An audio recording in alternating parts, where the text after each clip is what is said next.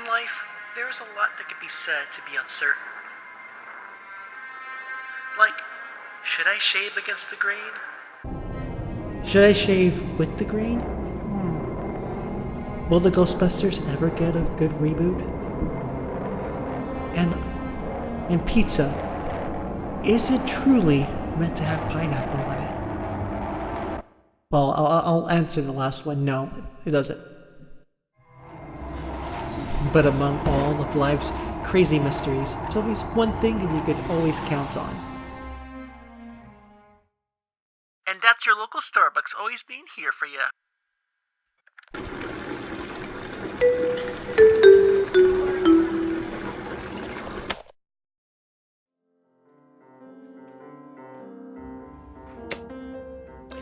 I think working at Starbucks has probably prepared me for the rest of my life. Simply because some of our customers and some of our guests, it is not like I'm complaining about working at Starbucks. I actually really do enjoy the position, and I like the fact that they're going to be paying for my school. But everyone complains about their job. It's just part of being American. Not to mention that service workers might be one of the most, if not the most, disregarded of occupations. Are often talked down to as if their value is somehow less because they're serving you a drink. Again, and that could be a major bummer. Just getting out of bed some days could be really tough. So what's a service worker to do? About a few days ago, I saw this post on Facebook, and I'm gonna put it right there. Cool, right? It basically said, and I quote, "Anyone else stuck in a weird cycle where work is so exhausting that your hobbies feel like too much work, so you don't do them, and then you go back to work upset because you didn't take time to do the things that you like, and then you rinse and repeat." That sucks. And what sucks is that's the truth for a lot of people. But that's not how I fly. This is my Munchies. We're gonna find cool things to do at work, specifically Starbucks. So if you work anywhere else, come up with your own games. Send them to me, and I'll try them out. Even give you credit. So today we're gonna be talking about games that I created while at Starbucks to pass the time. I don't want you to lose your job over this video, and I don't want to lose it either. So if you're watching this from Starbucks corporate, or you're one of my managers, know that I don't actually do any of this on the job.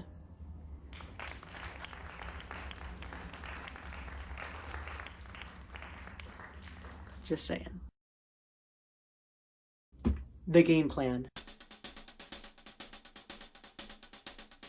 Now, when you work at Starbucks, there are 3 places you can end up in. A, you can end up at front of house, which means you're either going to be working register, or you're going to be customer servicing, walking around, etc., etc. 2, you could end up at the drive-through window, and 3, you could end up somewhere in the middle. That could be anyone that makes drinks, that heats up your food. Basically, the workers you don't see. You call those back of house, I guess. For every position, I have something unique you can do to keep yourself a little excited. Now, me being the smart little bean that I am, I have a hack for pretty much every position. But I'm only going to show you these 3 because, well, again, you're not supposed to be doing this.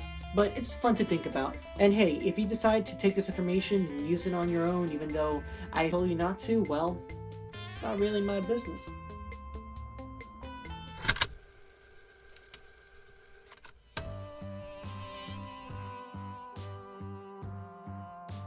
The drive-through shuffle.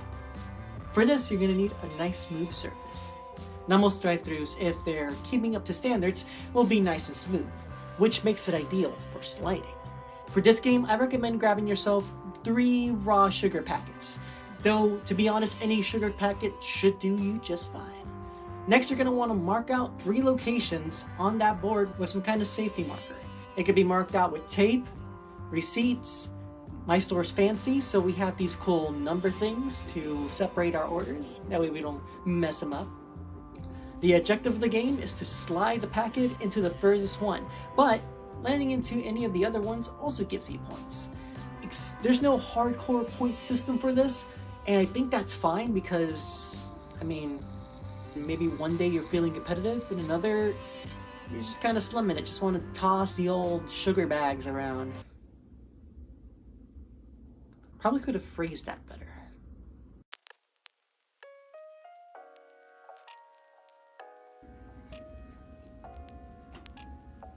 Front of house could be just as tricky as the window.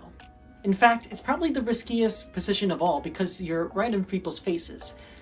And people, well, they like to complain when things look a little bit weird. But if the store just happens to be dead and you've run out of all your objectives, may I suggest a nice game of Frisbee? This one's really easy. You're gonna go ahead and grab yourself 3 coffee lids. Or if you're at any other store, any lid that goes on a cup, as long as it's circular and easy to toss, go for it. Next, you'll mark each one with an X. I recommend using different colors, that way you could differentiate different teams. The objective is very easy. From the front register, you're gonna want to aim at a receptacle. Now, that could be a trash can. For me, I happen to have these nice cool little baskets. Because what's a game without a little challenge? You can go ahead and decide which each point is. Personally, I like my 10, 20, and 50. Very reminiscent of my old arcade days. But you could do as you wish and as you please.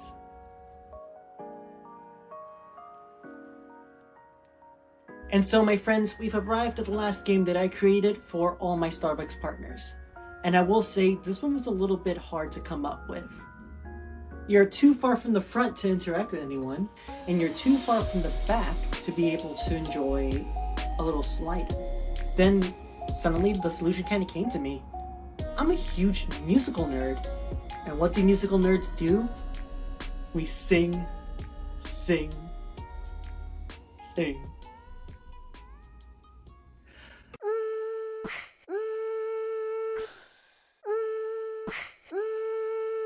You want a snack? We got some spinach, some feta. Just gotta wrap. Spinach, feta, wrap, spinach, feta, wrap. Ain't any ingredients to make an awesome snack, yo. Spinach, feta, wrap, spinach, feta, wrap. You talking back to me and I will throw it at a cat. There we go. That might be funny.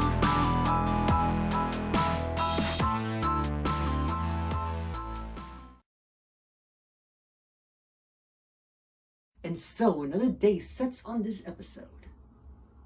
What'd you guys think? Thank you for putting up with the Starbucks rant. I know that not everyone works there, so this won't be relatable for a lot of people, but I don't know, something about that post really got to me.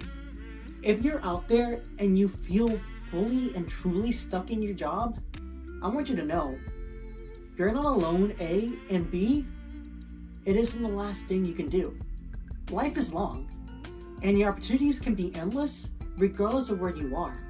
And if you're really feeling that way, I honestly hope this video made you feel better. And if it didn't and you still feel depressed and sad, I'll be including some information for talk lines in my description. If you need the help, it's out there. And remember, it's okay to feel bad. It's okay to feel sad. It's okay to make mistakes. But it's never okay to ignore your depression. I should go, but I need you all to remember.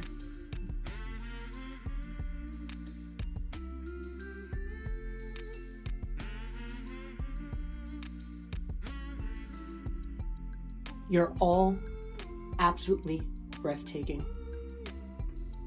Cheers to you.